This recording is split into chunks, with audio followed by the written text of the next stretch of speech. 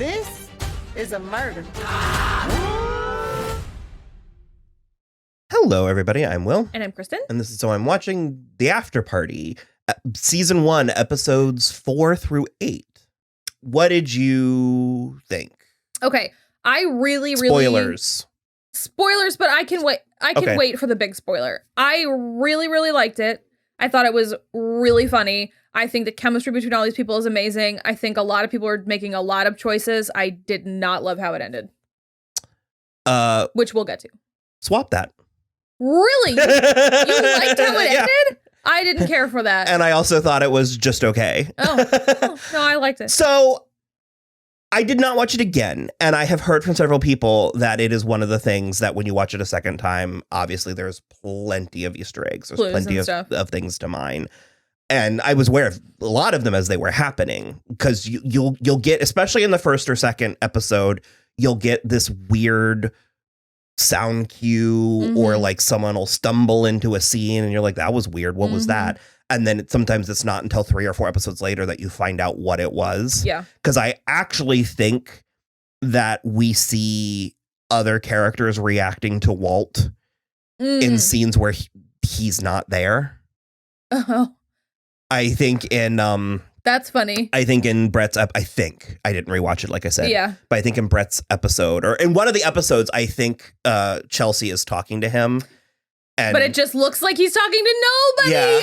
Yeah. Are you gonna end up liking it more? Yes. That's hilarious. So there was something for me about the comedy that was only just working. I needed a little bit more, and I think it was maybe a little too ambitious, because I think if it was just a funny murder mystery, that would be one thing, and then if it was just a exploration of genre, that would be another thing. Yeah. But the funny, the murder mystery, the exploration of genre, something about those three things didn't completely I can agree with that. check for me. So it did work for me, but I can see how it wasn't as cohesive as it could have been. I was only ever amused. Okay. I think there was very tickled. There was 3 or 4 times throughout the series that I genuinely thought something was funny. But what ultimately did work for me is I became invested. Yeah. I did become invested in the characters. I did want to know what happened, because there was a point, I think, in like episode 6 where I was like, we're all in agreement that none of these people murdered him, right? Yeah. And that turns out to not be the case. But so I got to, once you said that, I started tuning in. No, once you said that, I took that on board, and that's the way I wanted it to end. Oh. And I was disappointed that it actually was one of them. Because you also said, or it's a publicity stunt, and he's not really dead, and then he was really dead. And I was like, those are both better options, in my opinion. Well, they do a good job of, because Dave Franco is innately charming. Yeah. And they do a good enough job of not making it tragic, like not making it too sad like that he's dead. He doesn't deserve to die, but no one's gonna miss him. I feel like in a post 2017 Murder on the Orient Express, I was sort of like, how do you top everyone killed him? Do you know what I mean? And so there is something, and then similarly, and I won't spoil this, but in the movie Knives Out, there's a moment where I'm like, oh, it's not about who the murderer is. Yeah. And so we've gotten to a place with very sophisticated murder mysteries where I start expecting like something else entirely. Which actually, in my opinion, is what made Death on the Nile kind of charming. Because you guess it at the beginning and you're like, but I still want to see how it plays out. And so with this, there was something sort of comfortable. They talk about cozy murder mystery, so I was gonna say cozy, but I felt like I needed to preface it. It was cozy. There was something cozy about there actually being a killer and a motive. Yeah. That and it actually following the rules. That I was sort of like, oh, interesting. There is a Tiffany Haddish in this movie. I really like Tiffany Haddish. Period. End of sentence. I don't love her in everything she's in. I think that she needs to be used a certain way. Well, that thing happened to her that happens to a lot of people like her, and it's like she got stratospherically overnight. popular, and then she was in everything for like 3 years, and I think now she's choosing stuff a little more delicately. Well, I think ultimately also her headshot is wearing that dress. You remember that whole Alexander dress McQueen thing? dress? Yeah, that one, the white one. I ultimately liked her a lot in this, and I think her... I was gonna say, this is one of my favorite Tiffany Haddish performances. I think her sort of, her silliness aided the entire production. I think if the detective was too detective-y, it wouldn't work, because you reach for a point where I'm genuinely... There was a point for me, and this is the things about it that I like so much, is I was like, what do I actually want from this? Mm-hmm. Who am I rooting for? What do I think is going to happen? And because it wasn't immediate, but there was a point, well in probably around like episodes, 5 or 6, where I realized I was actually rooting for Detective Danner, for Tiffany Haddish to solve this mystery. And that's before we get her flashback episode, which I think is bold to have a totally unrelated episode. to have a comedic genre bending murder mystery. Yeah. And the second to last episode is an entirely different mystery. Yeah. Super funny, though. Very, very bold. In that episode, it was giving me Murderville. Sure. But it's also bringing in like 4 new actors to care about, because there's Reed Scott and there's Barbie Ferreira and there's Fred Savage in that episode. Very interesting to me. But yeah, I really appreciated it. And I also, in this day and age, I don't mind actual depictions of like good cops. Oh, or like I like that she was actually like good at good at her job, what she did, and she was trying to, and everyone else was content to just go through the motions of because they were all being corrupt too. Mm-hmm. They were like, well, we caught someone in custody and that's all we need. The person who her partner was just kind of an idiot. Yeah, like so stupid. I mean, he seemed nice enough, but her partner in the past, during this case is John Early, and he was actually not like overly competent, but he was funny. He was funny, and I did like when he kind of brought the hammer down towards the end. Yeah, I thought that was very interesting. So like I said, ultimately I was invested in the characters. I think a lot of the genres worked for me. Yeah. I think probably the weakest for me was Alana Glazer's. Okay. I didn't fully...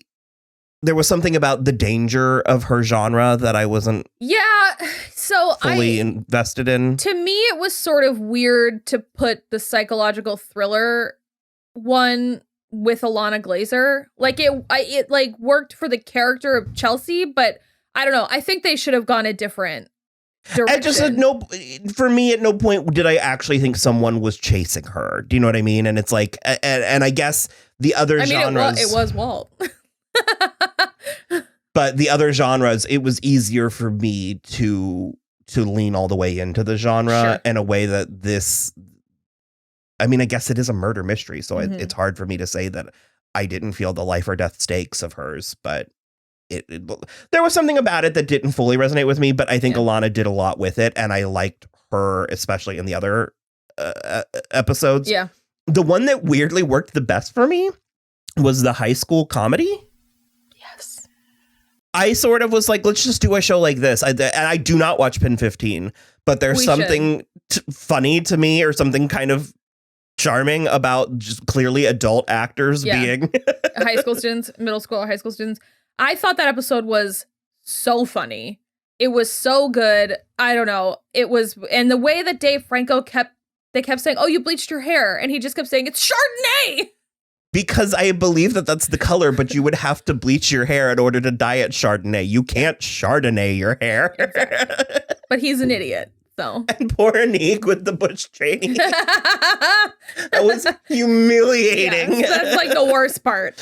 But plus, it was 2006, so like at the end. Even more humiliating. But I was invested in Anik and Zoe. Yeah. Zoe's was a big swing, because I'm not entirely sure that animation is a genre. I mean, I guess. Yeah. It was a big swing. I don't think the little girls should have been animated, but well, hers was sort of like a kids show. Sure. Which, yeah. It was a big swing. I don't think it was a total miss. I think it was like a foul ball. No, like I think it worked. It hit, but it didn't get anything. I think the 5 Zoes. That was hilarious. That's what I mean. It was the bear and the rage Zoe. Well, especially, I think my favorite part was that the bear kept saying, "Where's my human child?" I just like that the bear had tits and the red dress. Mm-hmm. I think it used its ensemble well. Mm-hmm. I was very bummed about the reveal with Jennifer too, that she just went into labor and went to the hospital. I wanted something there. Well, especially when they found the safe room or the panic room, I wanted her to be in there. I said, I was like, Jennifer's there. She's like trapped in there. And I thought it would be funny if they all gradually kept getting trapped in the panic room. That I thought was a slightly missed opportunity. But I definitely do. What's that thing? You call it Rostamon or something? Rashomon. I do like that, covering the same story from different perspectives over and over again. And so, I think at some point, maybe this is something that I could watch with my brother, because I don't see myself ever sitting down and watching the whole thing again. Mm-hmm. But I would like to go back and watch it again, and especially see what things I didn't pick up on, because I bet it's like that season of Arrested Development, honestly. The fourth season has a bad rap, and I think it's actually pretty good. And I've watched it more than once. Yeah. So I think it's the kind of thing that maybe if you spend more time in it, it works for you. Yeah. Also, Zoe's was animated because she was the art teacher. Okay. It just pinged. Because there was a handful of plots that in my opinion, now granted, maybe if I watched it again, I would notice, but in my opinion, that fell off. Like, what was the 2 teachers? It was like Heather and the teachers that were boning. Mr. Shapiro. Yeah. I kind of feel like that disappeared after episode like 5 or 6. Yeah, it should have played in, I think, a little more. Although they weren't direct witnesses, so they probably let them go. Well, they were at the after party in one of them. Yeah, they were there. So, but they weren't direct witnesses. Sure. So the cops they were like, we were boning in the classroom. So then maybe it is one of the Easter eggs that's there. It's kind of like that episode of Community where Abed is helping the pregnant woman in the background of all the scenes. Yeah. But so do you want to talk about the reveal? I do. I just don't really like it. I don't know. I mean, it makes sense. They showed their work. If it were gonna be anybody. Yeah, if it were gonna be anybody, I guess it makes sense that it is, spoiler alert, Jasper. So where I guess I'm the most frustrated is I guess I wish he didn't actually murder him. We watched the scene where he actually intentionally pushes him off the balcony. I mean, it was a crime of passion. But he did push him. Yeah, and I think maybe if they were like fighting and he fell, it would have been different. Yeah. I don't know. But I do, again, like that it was classic in that regard, is that there was a killer and there were the clues and we do see it. And so there was something about that just felt, because I don't want to set a precedent that that in order to have a murder mystery, you have to be constantly reinventing the wheel. No, of course not. I don't know. It was not my favorite. Well, he was your favorite. He was my favorite. That's what it is. You liked Jasper. He's funny.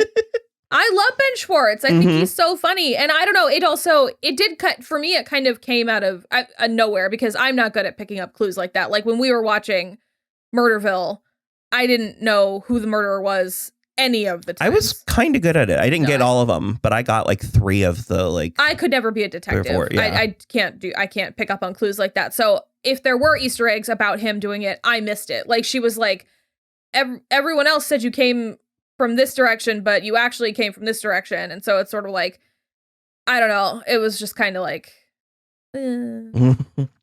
All of that is to say that even though I was very medium on the show, I would watch more. I haven't heard a lot of buzz. Having a season 2. Oh, is it? Is it still Tiffany Haddish?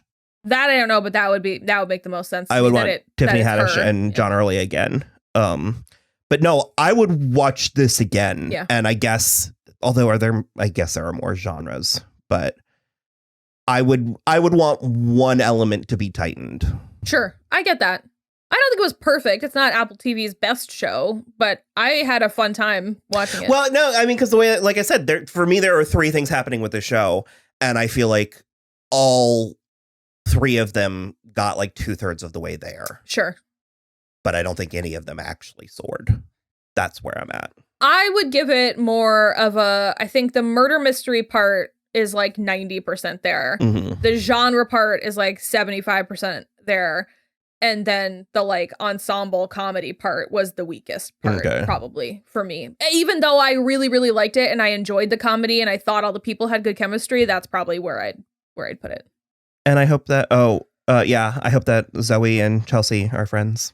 Oh my God, that was like a really good scene actually when they both were like, and he's like, Brett is like really bad at sex, and they just were like really bad at sex. So she was like, she said something about like, is he a construction worker? Yeah, I'm surprised he's not a construction worker because it just felt like he was trying to tear up a sidewalk. And I do love when Jennifer One went to, I love Taya Sakar.